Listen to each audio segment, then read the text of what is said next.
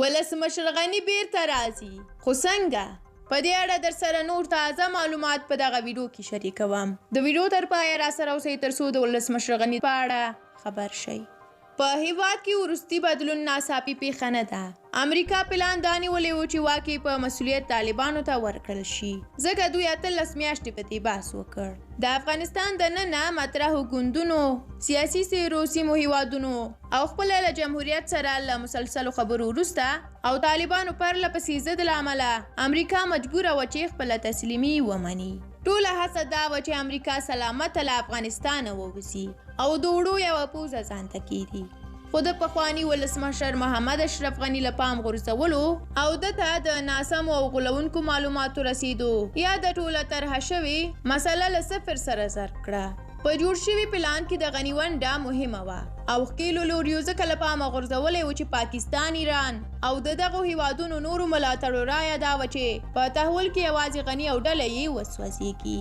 هغه وروستی پریکړه چې ګواک کې کابل به له 2 تر 3 میاشتو پورې د جمهوریت تر واک لاندې وي ترڅو د واک خلیږد وشي هم تر پوښتنې لاندې ده.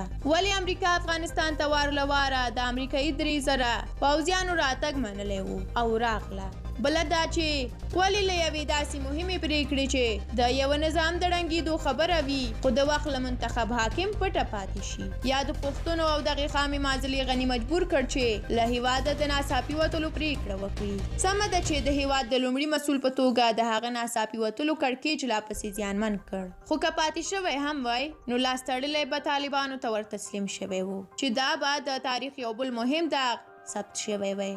د پلان ګډوډېدو او طالبانو ته د هیواد د مسؤلیت ورغورځېدو له امله چې د ډېر ناورین مخه ونیول شي، له ارزونو او مهمو مشورو پرته د چارو پر مخ وړلو لپاره طالبانو خپله سرپرسته کابینه اعلان کړه. امریکا د سیمې هیوادونو، اروپایي اتحادیه او نړیواله ټولنه تر اوسه په تمه ده چې طالب له سیمې او نړۍ سره د تعامل سیاست لپاره څنګه اقدامات کوي ترڅو د دوی مشروعیت ورو ورو مطرح شي. خو دا دی تر اوسه 2 میاشتې تیریږي خو یو هیواد هم د رسمیت لپاره ماضي خبره هم نه ده کړې. امریکا او په ټوله نړۍ کې نړیوالې ټولنې فکر کوي چې پاکستان، روسیه، چین، ترکیه او نور اسلامي هیوادونه په افغانستان کې اسلامي امارت ژر ومني. خو تر غربي بلاک وړاندې همدغه هیوادونه چې ګواکې د طالبانو پر ملاتړ تورن وو خو د رسمیت پیژندلو خبره تر اوسه څوک نه یادوي.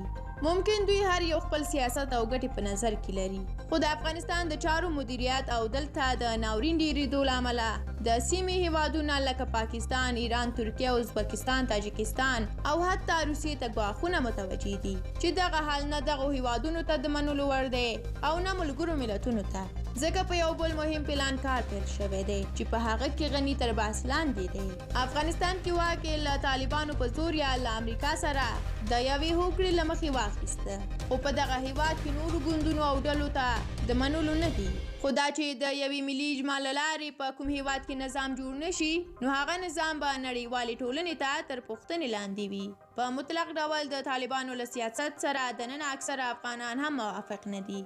افغانانو کافي پرمختګ کړی دی، خو دغه حالات په مطلق ډول بدلون او هیواد کې اقتصادي ستونزو اوج له امله هم خلک زړه نه ښه کوي چې اوسنی حالات وزغمي. د ټلوالې د اهل تشیع مرتوب او د داعش ډلې په ملاتړ تبلیغات بله مهمه ویره ده چې افغانان ورسره مخامخ دي.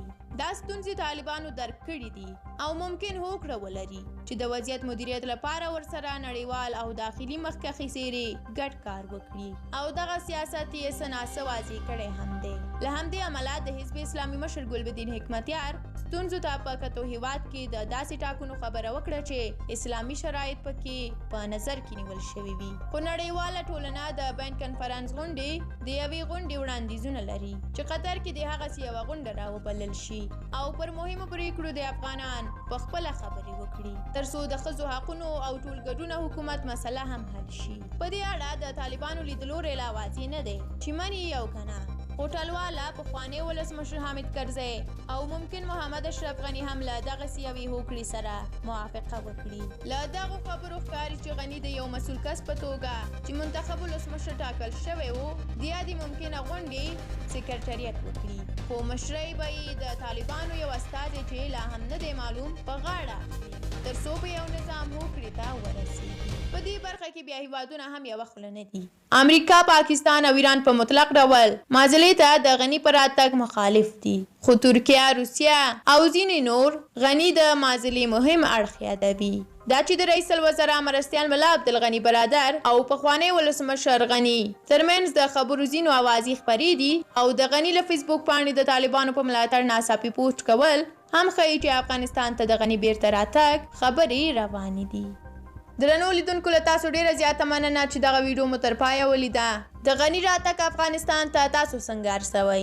خپل نظر د سول افغان یوټیوب چینل د کومنټ په برخه کې شریک کړئ. تر بیا مو په لوی الله سپارم. د خدای په امان.